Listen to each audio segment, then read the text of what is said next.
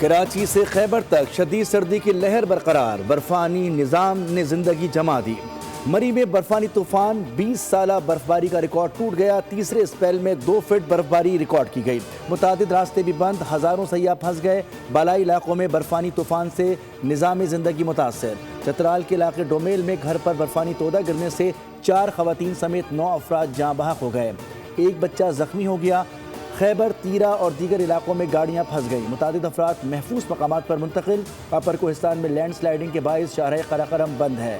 قلات اور کوئٹہ میں -12 اور 11 ریکارڈ۔ کراچی میں بارش کے بعد درجہ حرارت سنگل ڈیجٹ پر آ گیا۔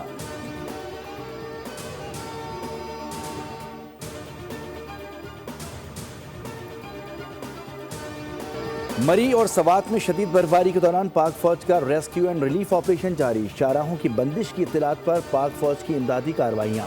پاک فوج نے برف سے ڈھکی کئی سڑکیں صاف کر کے ٹریفک کو بحال کر دیا۔ متاثرہ افراد کو خوراک اور گرم ملبوسات کی فراہمی۔ بلوچستان میں بھی شدید برفباری کے باعث پاک فوج کا ریسکیو اور بحالی آپریشن جاری، جوان امدادی کارروائیوں میں مصروف ہیں۔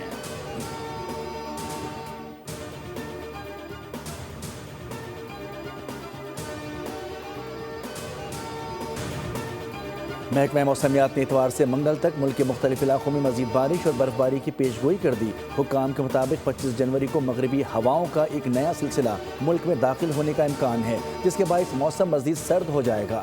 پیش گوئی کے مطابق بلوچستان اور سندھ کے مختلف علاقوں میں بارش اور پہاڑی علاقوں میں برفباری کا امکان ہے۔ گلگت بلتستان، کشمیر اور خیبر پختونخوا میں بارش اور برفباری متوقع۔ مری، گلیات، اسلام آباد اور پنجاب کے مختلف علاقوں میں بھی بارش اور برفباری کا امکان ظاہر کیا گیا ہے۔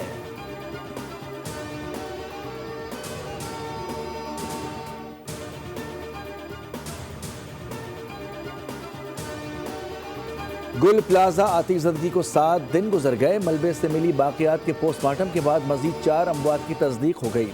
جاں بحق افراد کی تعداد بھی 71 تک جا پہنچی، جبکہ 82 افراد لاپتہ ہیں۔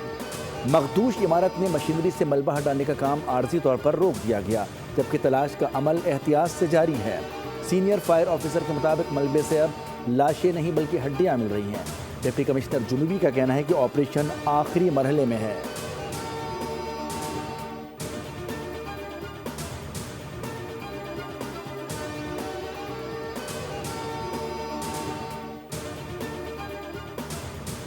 پروبیبلی اس وقت تک تو 67 کی باڈیز ہیں ہمارے پاس، لیکن 82 لوگوں کی ہو رہی ہے، ان کی جانوں کی ہو رہی ہے۔ اور اس وقت یہ کہا جائے، نیشنل اسمبلی میں کہا جائے، پھر ادھر بیٹھ کے ایک شخص کہیں کہ جی 18ویں ترمیم کی وجہ سے یہ سب کچھ ہوا ہے، تو بھائی میئر نے خود 91 میں اپروو کرتا ہے، تو انلیگل کنسٹرکشن ہے اس کو اپروو کرتا ہے، یہ کون کر رہا تھا؟ گل پلازہ کے سانحے کو 18ویں ترمیم سے جوڑنا قومی جرم ہے۔ جس نے گل پلازہ میں بے ضابطگیوں کی منظوری دی وہی ہمارے خلاف قرارداد پیش کر رہے تھے۔ سانحہ گل پلازہ پر کسی کو سیاست نہیں کرنی چاہیے تھی۔ 18ویں ترمیم سے پہلے کا گند ہم صاف کر رہے ہیں۔ کہنا پڑ رہا ہے کہ چور کی داڑھی میں تنکا۔ وزیر اعلیٰ سندھ مراد علی شاہ کا اسمبلی میں اظہار خیال۔ گل پلازہ کی دوبارہ تعمیر کا اعلان، کہا کہ 2 سال میں مکمل ہوگا۔ ایک دکان اضافی نہیں بنے گی۔ دکانداروں کو حکومت کی ضمانت پر 1 کروڑ روپے بلا سود قرضہ دیے جائیں گے۔ گزر بسر کے لیے 5 لاکھ روپے فی دکان فوری طور پر جاری کرنے کی ہدایت۔ 2 ماہ میں متبادل دکان دینے کا عزم، کہا کہ 2 عمارتوں میں 850 دکانیں دیکھ لی گئی ہیں۔ واقعے کا مقدمہ درج ہوگا، ذمہ داروں کو سخت سزا دی جائے گی۔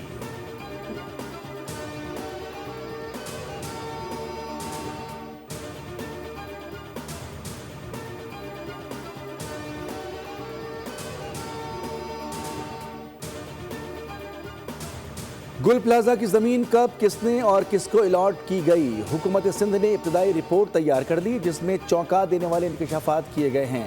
گل پلازہ کی زمین KMC کی ملکیت تھی۔ 1883 میں ٹرام سروس کے لیے ایسٹ انڈیا کمپنی کو 99 سالہ لیز پر دی گئی۔ 1983 میں لیز ختم ہو گئی۔ جنیکا گروپ نے لیز ختم ہونے سے قبل زمین خرید لی اور جماعت اسلامی کے میئر عبدالستار افغانی کے دور میں بغیر قانونی لیز تعمیرات ہوتی رہیں، جو 7 سال تک جاری رہیں۔ 1991 میں MQM کے میئر فاروق ستار کے دور میں KMC کی زمین گل پلازا کے لیے محض 3 روپے فی گز پر لیز کی گئی، جس پر سابق میئر کے دستخط موجود ہیں۔ تحقیقاتی رپورٹ کے مطابق 2003 میں گل پلازا کے اضافی فلورز کو جماعت اسلامی کے میئر نعمت اللہ خان کے دور میں ریگولرائز کیا گیا۔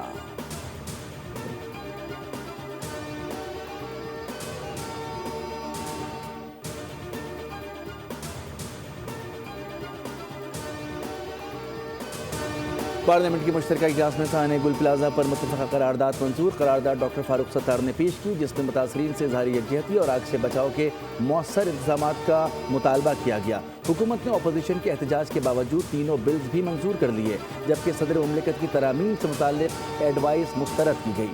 منظور ہونے والے بلز میں قومی کمیشن برائے انسانی حقوق بل 2025، دانش اسکول اتھارٹی بل اور گھریلو تشدد کی روک تھام اور تحفظ بل شامل ہیں۔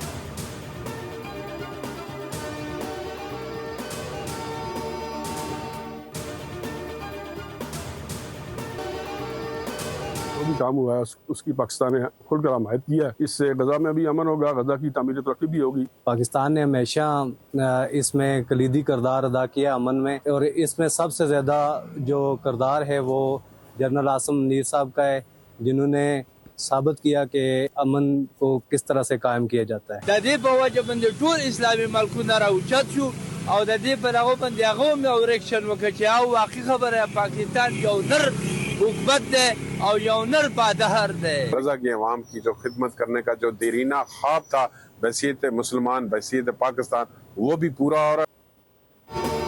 پاکستان کے عوام نے فلسطین میں امن کے قیام کے لیے غزہ بورڈ آف پیس میں پاکستان کی شمولیت کو خوش آئین قرار دیا۔ شہریوں کا کہنا ہے کہ یہ اقدام خود مختار فلسطینی ریاستی قیام کی کوششوں کو تقویت دے گا اور پاکستان نے عالمی امن کے فروغ میں ہمیشہ کردار ادا کیا ہے۔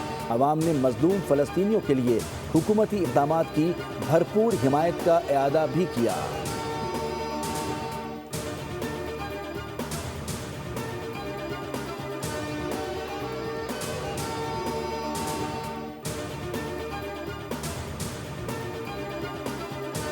فلسطینیوں کا پاکستان کے موقف کا حق ادا کیا ہے، جو فلسطینیوں کے لیے لڑائی لڑی ہے پوری دنیا میں، اسے پوری دنیا اکنالج کر رہی ہے، صرف اپنے نہیں کر۔ بہت سارے مسلم ممالک اور پاکستان سمیت جنہوں نے بہت ہی کوشش کی ہے کہ فلسطینیوں کو ان کا حق مل سکے، امن مل سکے، وہ اس بورڈ میں شامل ہیں۔ ہم تو فلسطین کے بورڈ میں شامل ہیں۔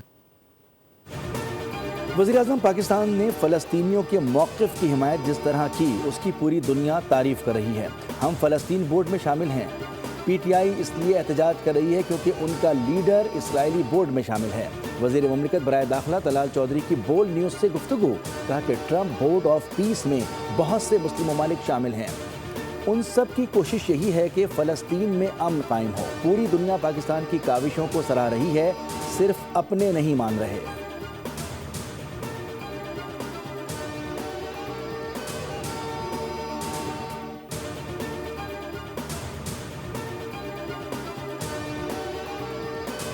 جس طرح کے آئلی قوانین میں آپ نے ترمیم کی ہے، میں اعلان کرتا ہوں کہ میں سر عام اس کی خلاف ورزی کروں گا اور 15 سال اور 16 سال اور 12 سال اور 10 سال کے جوانوں کی شادیاں کراؤں گا۔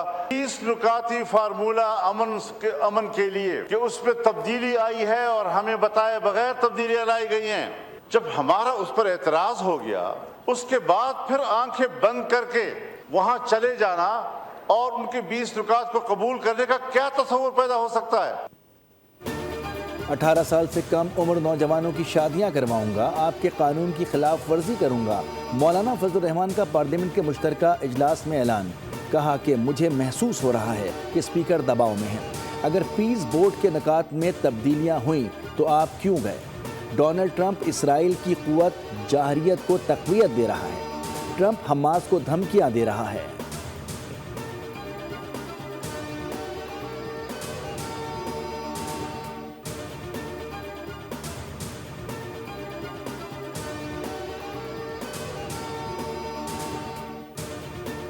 کراچی کے عوام کے لیے خوشی کی خبر، انفراسٹرکچر کی بہتری کے لیے سندھ حکومت کا احسن اقدام، 21 ارب روپے سے زائد کی منظوری دے دی گئی۔ وزیر اعلیٰ سندھ مراد علی شاہ کی زیر صدارت اہم اجلاس، سڑکوں کی بحالی کے لیے 13 ارب روپے کی گرانٹ منظور کی گئی۔ مراد علی شاہ نے کہا کہ سڑکوں کی بحالی سے شہری آمد و رفت بہتر ہوگی۔ معاشی سرگرمیوں کو فروغ ملے گا۔ عوامی سہولت اور شہری تحفظ سندھ حکومت کی اولین ترجیح ہے۔